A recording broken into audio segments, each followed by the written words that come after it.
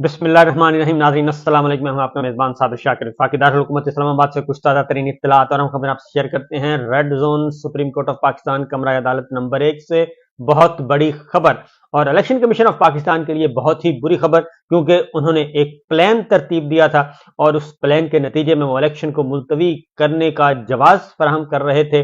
न सिर्फ जवाब फराहम कर रहे थे बल्कि उस प्रोजेक्ट का हिस्सा थे जिसके मुताबिक इलेक्शन मुलतवी करवाना मकसूद था और 8 फरवरी को इलेक्शन नहीं करवाना चाहते थे।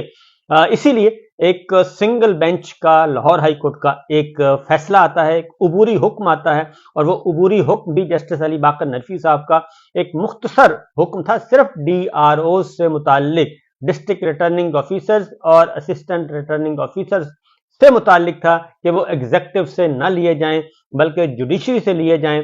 और वो पेंडिंग थी अभी तक application chief justice Lahore high court के पास, लेकिन उस उबूरी हुक्म की बुनियाद पर इलेक्शन कमीशन ऑफ पाकिस्तान ने रातों रात इलेक्शन शेड्यूल मुलतवी कर दिया और इलेक्शन का प्रोसेस रोक दिया और जवाब ये किया कि जनाब हमारे तो हाथ पांव बांध दिए गए हैं। और ये मामला जब सुप्रीम कोर्ट ऑफ पाकिस्तान तक पहुंचा और हिलजुल हुई, अटॉर्नी जनरल को बुलाया गया और अटॉर्नी जनरल से भी डिस्कशन की गई। फिर चीफ इलेक्शन कमिश्नर को तलब किया गया। सुप्रीम कोर्ट ऑफ पाकिस्तान में आज जुमे के रोज और रात गए तक सुप्रीम कोर्ट ऑफ पाकिस्तान ने अपना काम किया। कमरा अदालत नंबर 1 खोला गया और फिर वहां पे अदालत लगी। चीफ इलेक्शन कमिश्नर को बुलाया गया, अटॉर्नी जनरल को बुलाया गया, फिर आला क़यादत जो है सुप्रीम कोर्ट ऑफ पाकिस्तान की वो जमा हुई। चीफ जस्टिस काजी फाइज ईसा साहब, जस्टिस सरदार तारक मसूद साहब और जस्टिस एजाजुल एहसन साहब, उन तीनों ने मुशावरत की और तीनों ने मुशावरत करने के बाद ये फैसला किया कि इस इशू को टेकअप किया जाना चाहिए। और फिर इलेक्शन कमीशन ऑफ पाकिस्तान ने कल जो खबर चली थी, क्योंकि कल इलेक्शन कमीशन ऑफ पाकिस्तान के अंदर से एक आवाज आई थी कि हमें रुजू करना चाहिए सुप्रीम कोर्ट ऑफ पाकिस्तान से, लेकिन चीफ इलेक्शन कमिश्नर ने उसकी मुखालफत की और उस खबर की तरदीद कर दी कि हमें नहीं जाना चाहिए। अच्छा है, इलेक्शन मुलतवी हो रहे हैं, हम भी तो यही चाहते हैं और सारे ही यही चाहते हैं। मौलाना फजलुर रहमान साहब इलेक्शन मुलतवी करवाना चाहते हैं, नवाज शरीफ साहब इलेक्शन मुलतवी करवाना चाहते हैं, पीपल्स पार्टी जरदारी साहब इलेक्शन मुलतवी चाहते हैं, बलूचिस्तान अवामी पार्टी के लोग मुलतवी इलेक्शन मुलतवी करना चाहते हैं, अमीर मुकाम साहब इलेक्शन कमीशन को दरखास्त दे चुके हैं और 13-14 दरखास्तें और भी आ चुकी हैं। ये सब कुछ हो चुका है, इसलिए इलेक्शन मुलतवी होते हैं तो ठीक है, लाहौर हाई कोर्ट के फैसले का सहारा लेते हैं और खस कम जहां पाक ये सब कुछ करने की कोशिश की गई, लेकिन सुप्रीम कोर्ट का हुक्म मौजूद था और वो 8 फरवरी को इलेक्शन करवाने का था। और फिर जस्टिस अली बाकर नदवी साहब ने जो उबूरी हुक्म पास किया था, वो उबूरी हुक्म हरगिज ये नहीं था कि आप इलेक्शन शेड्यूल रोक दें और इलेक्शन प्रोसेस रोक दें, वो बिल्कुल हरगिज हरगिज इसलिए नहीं था। और उसके लिए लार्जर बेंच भी बन गया था, 18 तारीख के लिए लार्जर बेंच बना हुआ है और उस लार्जर बेंच को भी आज सुप्रीम कोर्ट के हुक्म के मुताबिक उसको भी काम करने से रोक दिया है और लाहौर हाई कोर्ट को मजीद कार्रवाई से रोक दिया है। और 3-4 आज अहकामात हुए हैं, वो मैं पहले जरा आपको बता दूं।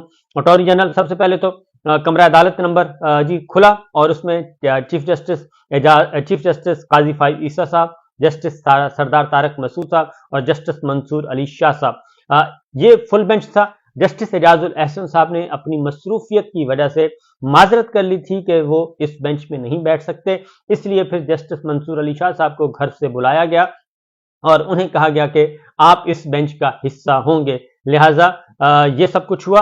और एक और बात भी बता दूं कि चीफ जस्टिस काजी ईसा साहब, आज उनका मौसम सरमा की तातीलात से पहले आखिरी दिन है, आज वो निकल जाएंगे बैरून मुल्क और फिर वो 2 हफ्ते की तातील पर हैं और 2 हफ्ते के बाद वो आएंगे। और कायम मुकाम चीफ जस्टिस का नोटिफिकेशन भी हो चुका है सरदार तारिक मसूद का, तो इसलिए आज ही उन्होंने इस इशू को टेकअप किया और इस इशू को टेकअप करके कमरा अदालत नंबर 1 में पहुंचे और अदालत लगी। अटॉर्नी जनरल आए, फिर सजील सरवाती साहब इलेक्शन कमीशन के वकील आए, फिर secretary election commission Umar Hamid साहब आए, उन्होंने जल्दी जल्दी पेटिशन तैयार की, पेटिशन तैयार करके और अदालत के सामने रखी और उसके बाद फिर आर्गूमेंट शुरू हुए। लेकिन आज बहुत ज्यादा झूठ बोला गया इलेक्शन कमीशन ऑफ पाकिस्तान की तरफ से और इलेक्शन कमीशन ऑफ पाकिस्तान की तरफ से सुप्रीम कोर्ट कमरा अदालत नंबर 1 में गलत बयानी की गई और ये कहा गया कि हमें तो जुडिशरी ने माजरत कर ली थी कि हम आपको जुडिशियल ऑफिसर दे ही नहीं सकते, जबकि वो खत जो दिखाया गया वो खत था जब पंजाब और खैबर पख्तूनख्वा की असेंबलियां टूटी थीं, उस वक्त इलेक्शन कमीशन ने जुडिशरी से जुडिशियल अफसर मांगे थे फरवरी 2023 में। वो खत लगाया गया पिटीशन में कि ये माजरत कर ली, हालांकि वो खत पुराना था और वहां पे कोई पाकिस्तान तहरीक इंसाफ का या कोई काउंटर वकील मौजूद नहीं था जो उनको काउंटर आर्गुमेंट देता या उनको काउंटर करता, बताता कि ये इलेक्शन कमीशन के लोग गलत बयानी कर रहे हैं। क्योंकि जो ताज़ा एप्लीकेशन है लाहौर हाई कोर्ट में, वो तो बहुत बाद में इनिशिएट हुई, जब सुप्रीम कोर्ट से हुक्म आ गया कि आप इलेक्शन अनाउंस करें, 8 फरवरी की तारीख आ गई, तो तब ये कहा गया था। फिर chief justice Lahore high court ने उस पर लिखा कि आप फ्रेश एप्लीकेशन दें, तो वो अभी प्रोसेस में चल रही है। लाहौर हाई कोर्ट ने जुडिशियल अफसर देने से माजरत नहीं की। एक तो ये गलत बयानी की गई, फिर तारीखों का आगे पीछे बयान किया गया कि फलां तारीख को आई थी। लाहौर हाई कोर्ट में जो पिटीशन गई थी वो 8 या 6 अगस्त को गई थी और यहां बताया गया कि जी 12 अगस्त को आई है, तो ये भी एक गलत बात की गई। तो बहरहाल बहुत सारे झूठ बोले गए। चीफ जस्टिस काजी फाइसा साहब ने पूछा कि यहाँ कोई पाकिस्तान तहरीक इंसाफ का नुमाइंदा या वकील मौजूद है, तो उस वक्त नहीं था, क्योंकि लाइव कवरेज आ रही थी और जब लाइव कवरेज आ रही थी तो देखा गया। और उसके बाद फिर मिसाल यूसुफजई आ गई और उन्होंने आके बोलने की कोशिश की, फिर उनको बोलने नहीं दिया गया। तो बहरहाल जो बिल आखिर जो सारी की सारी समात में जो मामला हुआ वो ये हुआ कि इलेक्शन कमीशन ऑफ पाकिस्तान से पूछा गया कि आप इलेक्शन शेड्यूल जारी करने के मूड में हैं भी या नहीं हैं। तो आज इलेक्शन कमीशन जिस तरीके से बोल रहा था, फर उनके वकील भी और सेक्रेटरी साहब भी, तो ये काम पहले कर लेते तो ये सारे का सारा मामला ही ना होता, क्योंकि इलेक्शन शेड्यूल जारी करने से किसी ने मना नहीं किया था। बहरहाल आज आर्गुमेंट सुनने के बाद जब जस्टिस सरदार तारिक मसूद, चीफ जस्टिस काजी फाइसा साहब, जस्टिस मंसूर अली शाह साहब, इन सब ने मुख्तलिफ सवालात किए और मुख्तलिफ सवालात करने के बाद वो इस नतीजे पर पहुंचे कि इलेक्शन शेड्यूल जारी करने में कोई अमर माने नहीं है। लिहाजा 3-4 अहकाम जारी किए गए। नंबर 1 ये कि इलेक्शन 8 फरवरी को ही मुनक़िद होंगे, आइन के साथ खिलवाड़ का किसी को इजाजत नहीं देंगे, जमहूरियत को डीरेल करने की इजाजत नहीं देंगे, गैर जमहूरी इकदाम की इजाजत नहीं देंगे। लिहाजा इलेक्शन होंगे और 8 फरवरी को होंगे। सुप्रीम कोर्ट का हुक्म है, सुप्रीम कोर्ट के हुक्म को कोई सबोटाइज नहीं कर सकता।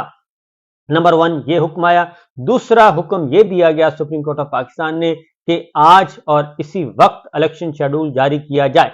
जब सुप्रीम कोर्ट ने यह पूछा इलेक्शन कमीशन के वकील से और सेक्रेटरी इलेक्शन कमीशन से कि बताएं आप इलेक्शन शेड्यूल कब जारी करेंगे, तो उन्होंने कहा जी जब आप हुक्म करें। तो चीफ जस्टिस साहब ने कहा कि हम हुक्म नहीं करते, हमने आपसे काम निकाल लेना है। आप बताएं कि आपका काम है या नहीं इलेक्शन करवाना, आप तैयार हैं या नहीं हैं, तो आप बताएं कि कब शेड्यूल। तो फिर उन्होंने कहा कि ठीक है जी हम आज ही जारी कर देते हैं, क्योंकि टाइम देख के चीफ जस्टिस साहब ने कहा अभी 3 घंटे बाकी हैं 12 बजने में, तो लिहाजा ये भी हुक्म हुआ कि आज और इसी वक्त इलेक्शन शेड्यूल जारी किया जाए। तो इलेक्शन शेड्यूल भी आज ही जारी किया जाएगा और 8 फरवरी को ही पोलिंग डे मुकर्रर की जाएगी।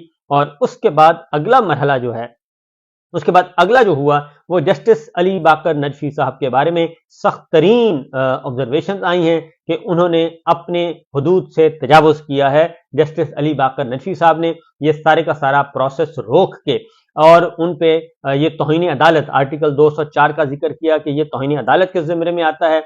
और जो वकील थे उमैर नियाजी, उनके खिलाफ तो तौहीन अदालत का नोटिस इशू भी कर दिया गया और उन्हें बुला लिया गया और जस्टिस अली बाकर नजफी साहब को कहा गया कि उन्होंने अपनी हुदूद से तजावुज किया।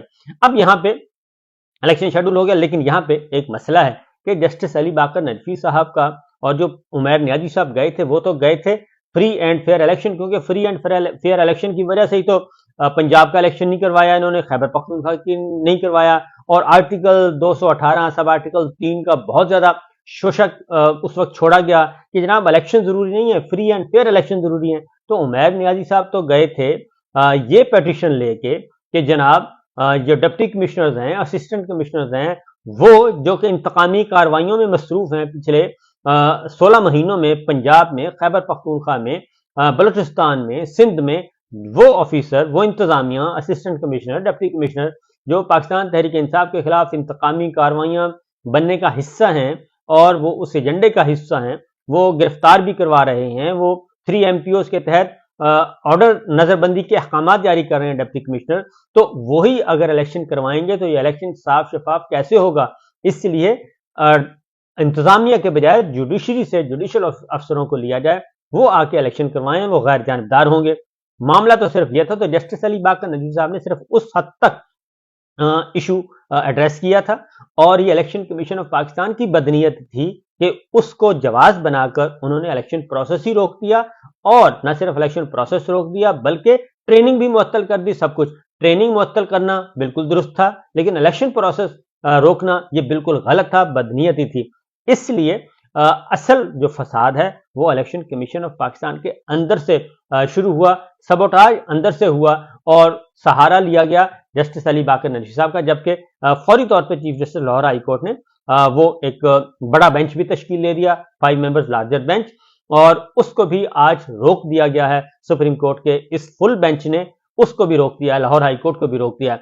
अब ये एक नया मसला खड़ा हो जाएगा आने वाले दिनों में, क्योंकि लाहौर हाई कोर्ट के इख्तियारात, क्योंकि फ्री एंड फेयर इलेक्शन, क्योंकि जो भी पेटिशंस गई थी वो पेटिशन इसलिए नहीं जा रही कि इलेक्शन शेड्यूल मुतासर किया जाए या इलेक्शन को सबोटाज किया जाए या 8 फरवरी को इलेक्शन ना करवाए जाएं, वो तो और नौयत की जा रही हैं।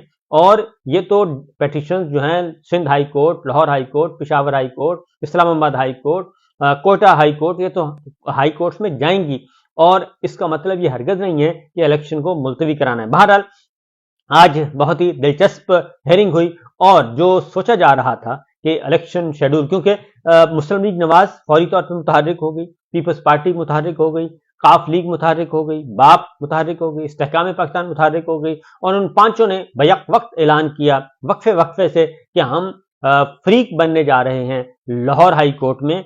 जो पेटिशन पड़ी है लाहौर हाई कोर्ट में, हम फ्रीक बनने जा रहे हैं, जबकि वहां फ्रीक बनने के बजाय मामला था सुप्रीम कोर्ट में। सुप्रीम कोर्ट में आते अपना पॉइंट ऑफ व्यू देते कि जी हम इलेक्शन में डिले नहीं चाहते, हम इलेक्शन चाहते हैं। तो वाहिद जमात है पाकिस्तान तहरीक इंसाफ जो कि इलेक्शन चाहती है, फ्री एंड फेयर चाहती है और बर वक्त चाहती है। वो तो पंजाब असम्बली उन्होंने तहलील की, खैबर पख्तूनख्वा तहलील की, उस वक्त से वो कोशिश में मसरूफ हैं कि जनाब हमें इलेक्शन दें। तो इलेक्शन से तो भाग रही हैं ये सारी जमातें जो कि आज सुप्रीम कोर्ट में नहीं पहुंची, हालांकि इनको पहुंचना चाहिए था। बहरहाल हुक्म आ चुका है जी, और एक प्लान जो था ग्रेटर प्लान इलेक्शन मुलतवी करने का, वो फिल वक्त उसमें बड़ी रुकावट आ गई है। लेकिन मैं आपको एक खबर दे दूं कि इलेक्शन जो है वो अभी भी खतरे में मौजूद है और सुप्रीम कोर्ट ऑफ पाकिस्तान को बड़ा कड़ा पहरा देना पड़ेगा अगर वो चाहती है कि उसके अहकामात पर अमल हो, आइन और कानून के मुताबिक इलेक्शन हो, जमहूरियत की बुनियाद पे जमहूरियत का तसलसल रहे, तो फिर बड़ा ही कड़ा पहरा देना पड़ेगा। कड़े पहरे के बगैर ये इलेक्शन नहीं होंगे, क्योंकि आज ही कंवर दिलशाद जो कि पंजाब के वजीर आला के एडवाइजर हैं और बहुत अहम आदमी हैं, उन्होंने फौरी तौर पे आके कह दिया था आज कि इलेक्शन शेड्यूल मुतासर होगा और 8 फरवरी को इलेक्शन नहीं हो सकते, इलेक्शन आगे जाएंगे। तो ये सब कुछ जो था ये एक तयशुदा मंसूबे के तहत हो रहा था।